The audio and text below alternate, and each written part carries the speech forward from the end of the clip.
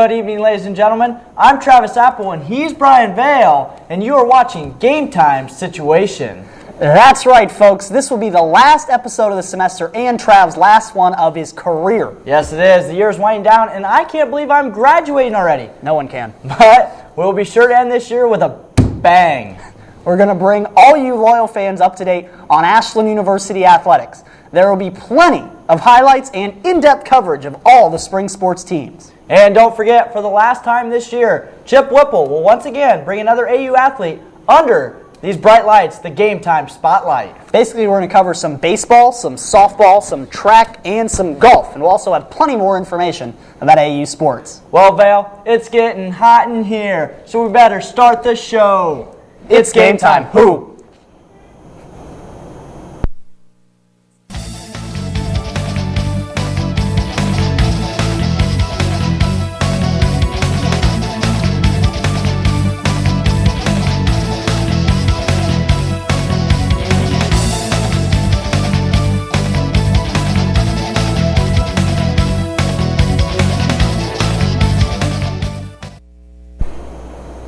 Now, as everyone knows, this Ohio weather is weird. And at the beginning of April, we started to get snow and rain and hail and basically a little bit of everything. Well, due to that, the baseball team had several games canceled. However, back on April 10th, the Eagles got a GLIAC contest in as they hosted Findlay for a doubleheader. In Game 1, the Eagles earned a victory behind senior pitcher Josh Davidson, who threw a complete game as he spread out 7 hits over 7 innings. He walked 2 and struck out 4. The Eagles won 6-2 as they scored 3 runs in the third and 2 in the fourth. Catcher Eric Zatlin had a 2-run single in the third as he went 2 for 3 on the day. Tyson Rowland and Justin Randall both went 2 for 4 and scored a run, and Jeff Yates was 2 for 3 with a run scored. In the second game, the Eagles dropped the contest 6-1 as Findlay scored all 6 of their runs in the fourth inning with 2 outs. Todd Slankerman picked up the loss as he struck out 6 batters but just couldn't get through the deadly fourth inning. AU's offense struggled as the only Eagle player with more than 1 hit was Chris Haycox as he went 2 for 3. Several days later, the Eagles traveled to Gannon for a road GLIAC contest. How did that go, Vale? The Eagles would jump out to a big lead early, and freshman Ben Menard would not let the Knights back into the game. Menard retired Gannon in order to begin the game, and then AU got the bats rolling. Tyson Rowland reached on an air to start the inning, then Justin Randall singled, and Casey Jersa had a base hit. Jacob Petcock hit into a fielder's choice, keeping the bases loaded but with 1 out. Josh Davidson doubled to drive in Randall and Jersa, followed by an RBI groundout by Haycox. Quentin Eberhardt walked, and then Chase Beatty hit a 3-run home run. The 6-run cushion would be plenty for Menard. The freshman pitcher did not allow a Gannon runner to advance past second base the rest of the game. The Eagles added more runs throughout, winning 10-0 over Gannon. Menard is now 4-1. He went 5 innings, allowing 4 hits and striking out 5. Randall had 3 hits, and Beatty, in his first game back from injury, had 2 hits and 3 RBIs. The Eagles would not slow down in the second game of the day, winning 15-1 as Matt Schultz picked up his second win of the year, going 6 innings, allowing a run on 5 hits. Rowland homered to lead off the bottom of the first, and then Davidson and Eberhardt both doubled to drive in runs. In the second, Rowland walked and then stole second and then stole third before scoring on a Davidson base hit. Stealing everything. He steals things is the idea. In the fourth, Rowland would once again wreak havoc. He walked, stole 2 bases, and then scored on a Randall single. In the sixth, AU loaded the bases for Eberhardt, who then hit a grand slam to cap the scoring for the day. Ashland had 11 hits as Randall had 3 along with 3 RBIs. Eberhardt had a career-high 6 RBIs, and Davidson went 3 for 4 with 4 RBIs. Well, after the Eagles picked up the 2 W's, commanding victories what they were on the road, Ashland returned home to host the Golden Knights. The ending results were very similar as once again the Eagles came away with 2 W's. In the first game, AU won a close one 6-4. AU took the lead in the first behind a 2-run single from Davidson. After Gannon responded with a few runs on their own in the second, Ashland came back with 3 more runs in the bottom half of the inning. Zatlin provided an insurance run in the fifth with an RBI single. Rowland led the offense going 3 for 4 with 2 runs scored. Davidson and Zatlin each had 2 hits apiece. Simon Liston picked up the win as he relieved Matt Patton. Liston allowed just 1 hit and struck out 3 in 3 1/3 innings. Gannon went ahead in Game 2, 2-1 in the third, but Ashland exploded for 5 runs in the bottom half of the inning, and the Eagles went on to win 9-5. Justin Randall drove an RBI double to score Rowland, who led the inning off with the double. Yates later knocked in a 2-run single, and Richards scored on a pass ball. Quentin Eberhardt drilled an RBI single in the inning as well. AU added 2 more runs in the 4th inning on another RBI single from Richards. Richards ended the game going 2 for 3 with 2 RBIs. Rowland went 2 for 4 with 2 runs scored as Randall and Davidson added a pair of runs. Dan McGinnis earned the win, giving up 5 runs on 8 hits and striking out 5. Richards earned his 2nd save of the year. Several days later, AU returned to Dodge Field against Merciers. Did the Eagles keep their winning streak going, Brian? Well, on April 17th, Donges Field was the site for one of the greatest offensive performances in university history. Senior Casey Jersa, in his first game back from injury, hit 3 home runs, driving in 9 runs to lead AU to a 9-8 win. He hit a 2-run homer in the first, followed by a 3-run homer in his second at-bat, and then he came up with the bases loaded in the 5th. He did not disappoint, hitting a grand slam over the right center field wall as his 9 RBIs tied a school record. Josh Davidson picked up his 3rd win of the year despite allowing 13 hits and 8 runs. Ben Menard got his first save of the season with 2 scoreless innings. In the second game of the day, AU took advantage of several Mercyhurst errors to get an early lead. 2 errors and a wild pitch allowed the Eagles to take a 4-0 lead through 3 innings, and then Jersa came up and stroked a 2-run base hit, not a home run, but it's still worth 2 runs, and that gave AU some breathing room. The 7-4 win was Todd Schlenkerman's 5th of the season as he went 5 1/3 innings. Justin Randall had 2 hits and scored twice, and Davidson and Eric Zatlin each had 2 hits as well.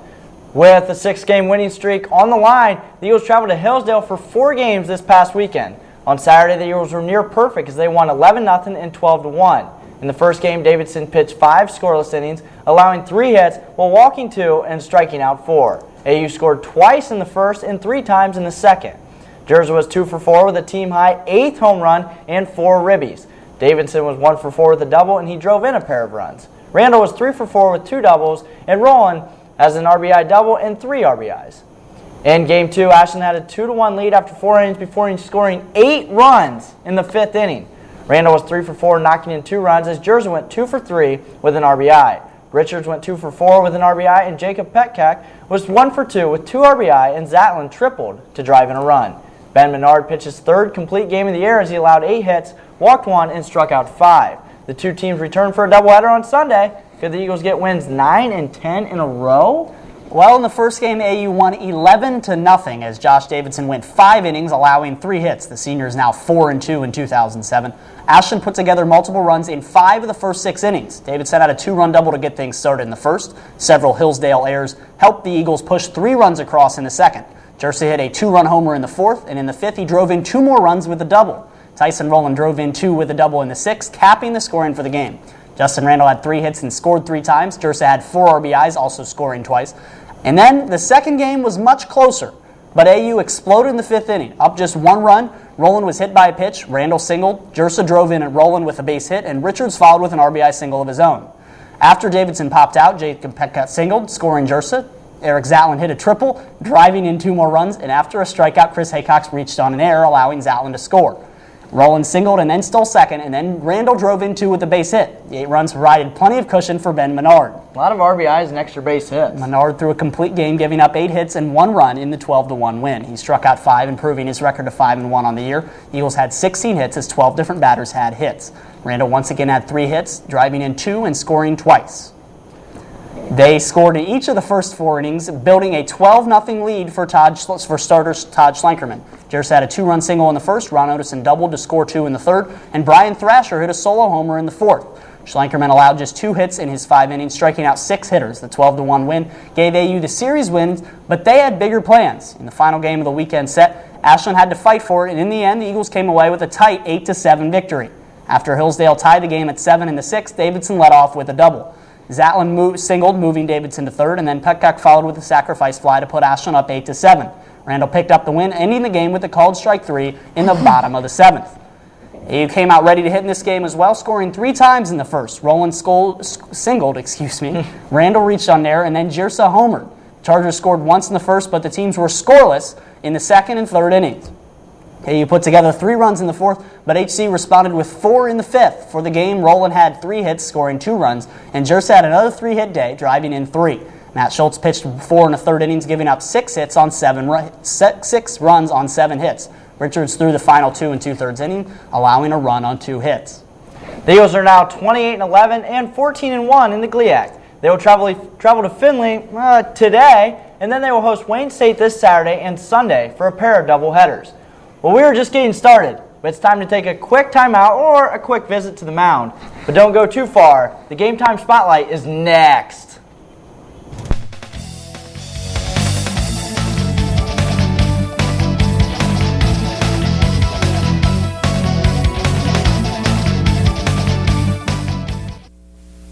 Hi, Mr. President. My parents believe that eating meals together will make our country strong. Is this something that you did when you were a kid?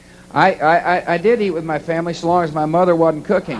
Not good making fun of your mother, even if you are president. But it is good to have dinner with your kids. We know the more often children have dinner with their families, the less likely they are to smoke, drink, and use drugs. So simply having dinner together can help your children forever, even if you're not a great cook. My name's Andy McDonald. I ride this useless wooden toy for a living. It's hard. I've been doing it for 13 years. I'm still lame. I do a trick called a 540. Took me a good 6 years to learn. There's a whole generation of skateboarders out there that are just as talented athletically as any basketball or football player. It takes somebody that's not going to be afraid to fall down a lot, because you definitely will fall down. You're not a failure until you refuse to get back up. Drugs are only going to hinder what I'm trying to do. That right there is my idea of getting high. You're a good driver, a careful driver, and you don't stand a chance. Not at a railroad crossing with bad sight lines and no lights or gates, where vegetation, buildings, or hills block your view, where you can't see the train and you only have seconds before it hits your safe, careful self and you die. Go to angelsontrack.org to report dangerous crossings, because careful is just no match for a 200-ton locomotive. Kids, how do we take care of our teeth? Brush your teeth twice a day. Floss your teeth once a day. If you want healthy teeth, do this every day. Brush your teeth. Fight tooth decay. Floss your teeth. Don't forget regular dental checkups, okay? Brush your teeth twice a day. Floss your teeth once a day. That's sad. That's the last time I'm going to remember brushing my teeth twice a day. Anyways, the Ashland University softball team has also had to deal with the weather issues, but since then, they have started their GLIAC schedule. 2 Fridays ago, the Eagles traveled to Findlay. In the first game against the Oilers, AU scored in just 3 innings, but in those, they tallied quite a few runs on their way to a 14-1 victory. The Eagles scored 5 runs on 6 hits in the first inning, including a triple by junior Kelly Williams. Ashland also connected on 3 RBI singles in the first. AU then returned to score 4 runs in the third inning as they used a 2-run single by senior Bree Beabout and an RBI triple by senior Jill Allerdine to go ahead 9-0. AU rounded out their scoring with 5 runs in the 5th inning as Williams hit her second triple of the game and scored on an RBI single by junior Daniel Reichner. Sophomore Shannon Gray smacked a 2-run triple to left center, and Allerdine followed that up with a 2-run dinger. The 14 runs were plenty enough as senior Jamie Williams earned her 17th victory, giving up just 1 hit in 3 innings of work. Struck out 4, and freshman Karen Hotchkiss gave up just 1 run in the 2 innings of relief. The entire lineup was hitting for AU as 12 different players and 9 different Eagles scored. Allerdine led the way, going 3 for 4. She had 3 RBIs and scored 3 times. Junior Kristen McGawkey and Angie Westenkircher and Kelly Williams and Reichner all had 2 hits apiece. Williams added 3 runs while Reichner scored twice. Ashland stayed hot in the second game as they plated 6 runs in the first inning.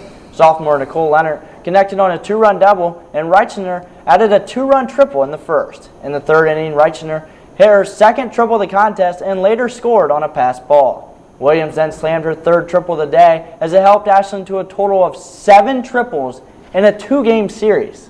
Reichner and Williams each had multi-hit games in both contests, combining for 8 hits, 8 runs, and 6 ribbies for the day. On the mound, Jamie Williams was once again dominant as she earned win number 18, giving up 5 hits, 1 run, striking out 6, and walking 1. How did Ashland fare against GLIAC powerhouse Grand Valley State, Brian? The team faced the Lakers on April 15th for a doubleheader, and Grand Valley came in unbeaten in league play. Jamie Williams pitched the first game throwing a complete game shutout in a 2-0 win. She struck out 7, allowing 6 hits. Bree Beabout hit a sacrifice fly to drive in Danny Reichner in the 3rd inning, and then Amanda Thomas hit a sac fly to score Jen Alderson in the 7th. In the second game, Williams did not have as much success, giving up 5 runs in 4 1/3 innings. Grand Valley took a 9-2 win as the Eagle offense collected 9 hits but couldn't string much of anything together against Laker pitching. Thomas had 3 hits and scored a run. The Lady Eagles had some more road work left to do. How did that go, Mr. Apple? Well, after splitting with the Lakers, the Eagles had another very tough challenge as they had to travel to Ferris State on Monday. In Game 1, Ferris State scored early and never looked back as they went on to win 5-3. After 4 innings, the Bulldogs were ahead 4-0 until Ashland cut the lead in half in the 5th. Williams led off with a single and then came around to score on an RBI single by Weston Kirchner. Be About followed that up with an RBI single of her own to plate Weston Kirchner to make it 4-2.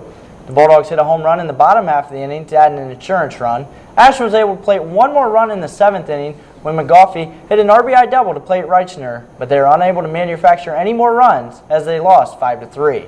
Ashland had 10 hits for the game as McGoffey, Weston Kirchner, and Allerdine all had 2 hits apiece. Ferris State took Game 2 pretty easily as they used 7 extra base hits to defeat AU 10-2 in 6 innings. The Bulldogs had 3 doubles, a triple, and 3 home runs in the contest.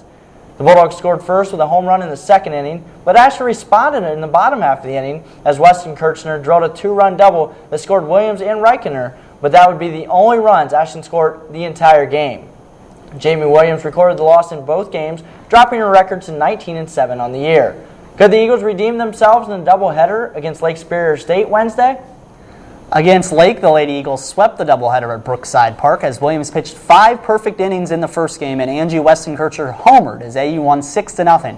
Thomas went 2 for 2 with 3 RBIs, and Williams threw the second game as well, dominating the LSSU lineup. Sounds like a ship. In the complete game, she allowed 3 hits and 2 unearned runs. Be About led off the game with a home run and then drove in 2 more runs in the 4th. Thomas went 3 for 4 in the nightcap, which was probably played during. It was played during the day, but it's just the second a game. turn of phrase, Right. if you will. Well, last Saturday, Ashland played host to Merciers as the Eagles were looking for another GLIAC sweep. Behind the long ball, the Eagles were able to get the much-needed sweep as they defeated the Lakers 6-4 and 9-3. McGaughey had a huge day as she belted 3 home runs, much like Casey Jerza, the baseball team, and she drove in 7 runs on the day. In the first game, the Lakers went up 4-1 after a 4-run 3rd inning. However, AU struck back with a pair of runs in the 4th and 3 in the 5th. All 3 runs in the 5th inning came with 2 outs. McGoffey delivered her first home run of the day in the 5th inning as she drilled a 2-run blast. Alderson later singled to bring home Thomas to earn the 6-4 W. Thomas and Leonard both ended the game going 2 for 3. Williams earned another victory on the mound as she went 7 innings, allowing 4 runs, 3 earned, on 5 hits, and she struck out 9 and walked 1. In Game 2, Ashland was able to get ahead early and never looked back on their way to a 9-3 victory. Be About got on via error, and McGoffey brought her home with another round tripper. McGoffey hit her 3rd home run of the day in the 6th inning as she went 3 for 5 in the game. Be About and Weston Kirchner also homered for AU in the ballgame. Weston Kirchner was 3 for 4 in Game 2, and Be About and junior Danielle Reichner were both 2 for 4 in the contest. Williams pitched 5.2 innings to get the win as she was touched out for 3 runs. She walked 1 and struck out 2. Freshman Samantha Hendricks went the final 1 in the 3rd innings and didn't allow a run. Well, Sunday at Brookside Park, the Lady Eagles faced off with Gannon. In the first game, the Knights and the Eagles were at a standstill for the first 3 innings as the pitchers controlled the game. In the 4th, Gannon hit a 2-run home run to go up 2-0, and in the bottom of the inning, Angie Weston Kirchner answered back with a home run to put AU ahead 3-2. The Knights got to Jamie Williams in the 6th, scoring 4 runs, and that was enough as Gannon went on to win 7-4 as Williams allowed 11 hits and 7 runs. Jen Alderson went 2 for 4 with 2 RBIs and 2 runs scored to lead the Eagle offense. In the second game, the Knights shut down the Ashland O. AU took a 3-0 loss as Gannon scored 3 runs in the first off Samantha Hendricks, and that was enough. Knights starter Jen Kulik gave up 3 hits in her 7 innings of work, and Hendricks allowed 9 hits and 3 runs in 5 2/3 innings. The AU softball team is now 27-14 and 9-7 in the GLIAC. They will play at Hillsdale and at Wayne State this weekend. The leader in the infield, senior Jill Allerdine, has had a pretty good and a pretty successful career here at AU, but she might be facing her toughest challenge yet as the righty Chip Whipple will look to bring the heat in the game time spotlight. Take it away, Chip.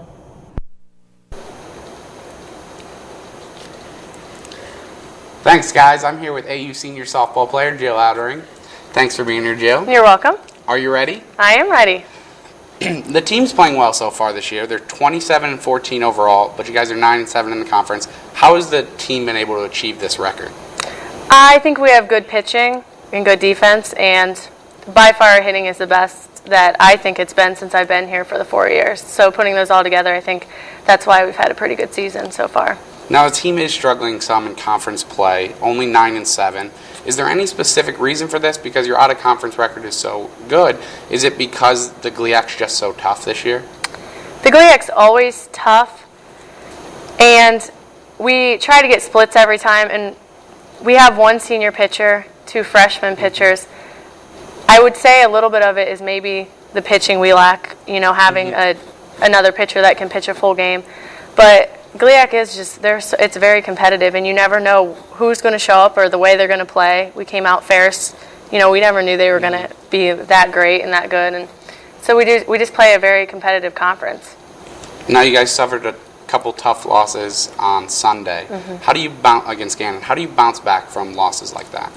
Tomorrow we're playing Malone. I think it'll be a little bit more of a laid-back game. Just get us some swings, play some, defense, and we just can't hang our heads. We know that we have one more weekend, then conference tournament, and it's time to go. And if we want to go anywhere, we just have to know we have to keep our heads high and no looking back at this point. Now, going a little bit off of that, what's your goal for the team for the rest of the season? I would say playing like it's our last game every game, because it's easy to overlook some games in softball because you play so many and you're just like, oh, we have 2 more games tomorrow. But at this point, we can't do that. Our conference record isn't where we want it to be. So at this point, we have to play like it's our last game every time we step on that field. This year, you've had a relatively good season. You're batting .350. You have 2 home runs. I think 4 stolen bases. How have you come to have so much success this year? Last year I had good success, and I just think, just knowing that I'm capable of doing that and just knowing that it's my last season and giving my all that I can.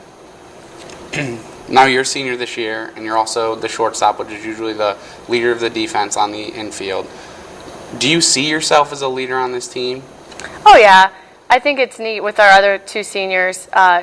Jamie's a pitcher, Bree's an outfielder, and I'm an infielder. So we've all kind of taken our roles. Jamie's had pitching, I've had defense, and Bree has the outfield. So I just try to stay positive and out on the field. If we ever get into some sticky situations, just pulling them aside or pulling them in and trying to keep everybody together as the best that we can. So I do think that I have a big leadership responsibility, and I wouldn't want it any other way, though. I kind of like that. Now, since you are a senior this year, what are your plans after this season being your last softball season and then after this school year? I'm going to move back home, actually, and just finish up my degree next year, because that's the most important thing, and probably coach a little bit, try to get into some coaching. I don't know I've had some high school teams ask me around the area, so I hope to start to get into coaching and then eventually get a teaching job. Good luck with that. Thank you. You are now officially off the Game Time Spotlight, and we'll be back with more Game Time Situation right after this.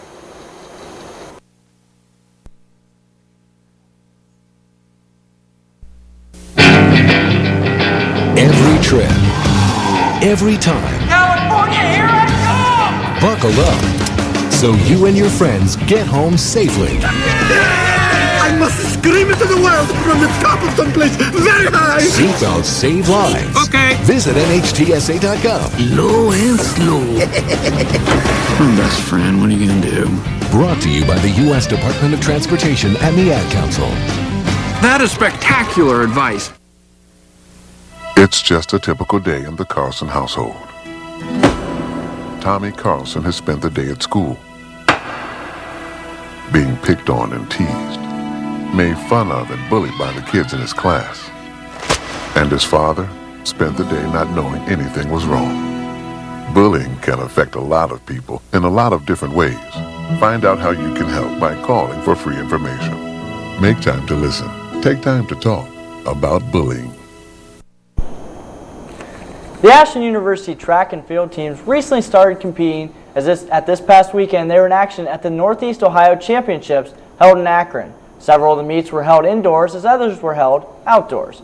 Both teams competed very well as the women finished second with 132 points and the men's team came in third with 131 points. For the women, Joanne Douglas earned first place honors in the indoor long jump. She jumped 18.1.5. Jen Picucci finished in third in the long jump. Shallon Boyer finished second in the triple jump indoors as she jumped 33.5.75. Abby Kunzel finished fourth in the triple jump. Boyer also finished in fifth place in the indoor high jump. Jen Tinney was second in the shot put outdoors. Tinney had a big day as she finished fourth in the discus throw outside and finished third in the hammer throw. Michelle Stark finished fourth in the hammer throw. Marilee Albright earned second place honors in the 3,000 meter run. Becky Yoder came in third place in the 3,000 meter run. Amber Miller finished in third place in the 100 meter hurdles as Kylie Sekulich was fifth in the 100 hurdles. Jenna Ord jumped to a third place finish in the indoor pole vault as Lisa Roth finished third in the outdoor javelin throw, and she finished fourth in the outdoor 400 meter hurdles. Sarah Fowler finished in fifth in the 400 meter hurdles. Kelsey Hardings was fifth in the indoor 400 meter dash, and Amanda McConnell placed fifth in the 400 dash. The 4x100 and the 4x400 indoor relay teams finished third and fourth place, respectively. On the men's side, Edwin Smith won the indoor 400 meter dash with a time of 48.76. Max Hiltner won the outdoor 1,500 meter run with a time of 3:55.59. Anthony Bagro was fifth place in the 1,500 run. Brian Vickers won the outdoor shot put. Robert Clank was fifth in the shot put. Vickers also earned fourth place honors in the outdoor discus throw, and Blaine Magg finished in fifth.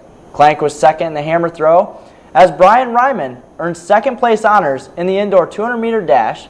Dan Tierney was second in pole vault, and Jordan Ray was third in the pole vault. Ricky Featheringill and Tim Hagelin finished fourth and fifth, respectively, in the outdoor 3,000 meter run. Joe Spitario was fourth in the indoor triple jump. Brandon Leitniker finished fifth place in the indoor 110 meter hurdles and in the outdoor 400 meter hurdles. The 4x4 relay team also finished first. Now both teams competed in the All-Ohio Championships in Cincinnati this past weekend. How did that go, Brian? Well, Trav, the Ashland University outdoor track and field team was in competition, as you said, at the University of Cincinnati, and they had the All-Ohio Championships, making your Northeast Championships look silly almost. Yeah. This is the whole state. As long as they do well. Both the men and the women's team had individuals placed in the top five, and in the end, the men ended up finishing in fifth place, and the women placed ninth.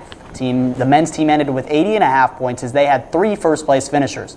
Kibwe Johnson won the hammer throw. Kibwe Johnson featured in Sports Illustrated this past month. Yep. And he also won the discus throw. Brian Vickers won the shot put with a put of the shot and placed fourth in the discus. Brian Ryman placed second in the 400-meter dash with a time of 47.42 seconds. Max Hiltner was fourth in the 1,500-meter run at a time of 3 minutes, 50.9 seconds, and Dan Tierney was fourth in the pole vault. Fifth place finishes went to Edwin Smith in the 400-meter dash, Anthony Begro in the 1,500-meter run, Rob Clank in the hammer throw, and Nate Logan in the decathlon. Now, for the women's team, they had 37.5 points. Their top finisher was Jennifer Tinney, as she placed second in the shot put, and she was fourth in the hammer throw. The fifth place finishers on the women's side were Kylie Sekulich in the 400-meter hurdles, Jen Picucci in the triple jump, and Lisa Roth in the heptathlon.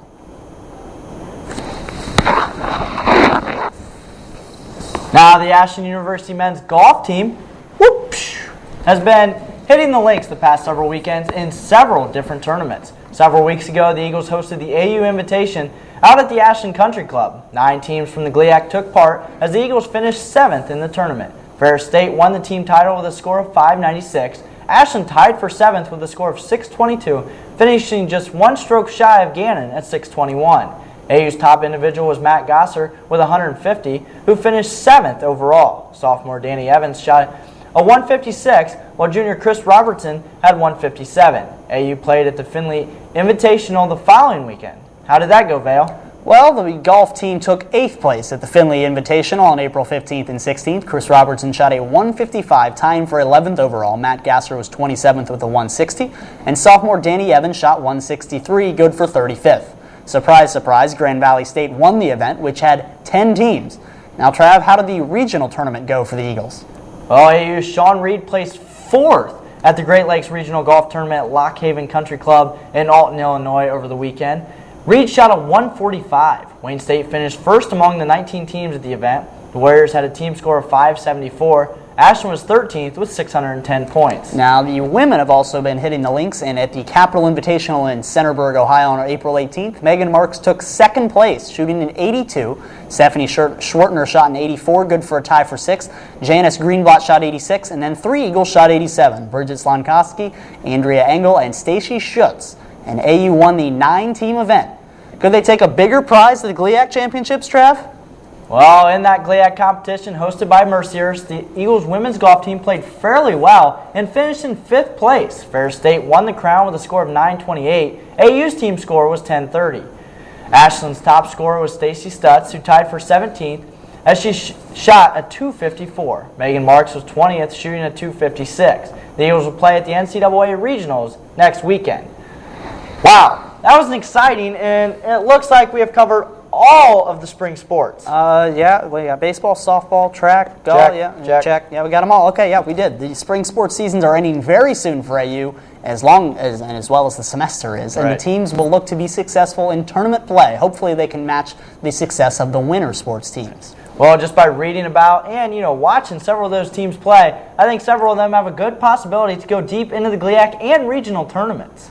I completely agree, Travis, and it's been a very fun semester, and I'm glad myself and Travis could entertain you fans throughout the entire year, and we would like to take this time out to give a round of applause, if you will, to Travis Apple on completing his fine career here, if I can Only speak. 4 years. It's his career here at for Travis Apple at Ashland University. Well, thank you. This is his final show. The one person round of applause? Yes, it is me. Well, I have the entire round to myself, so congratulations, Travis. And he is moving on to bigger and better things.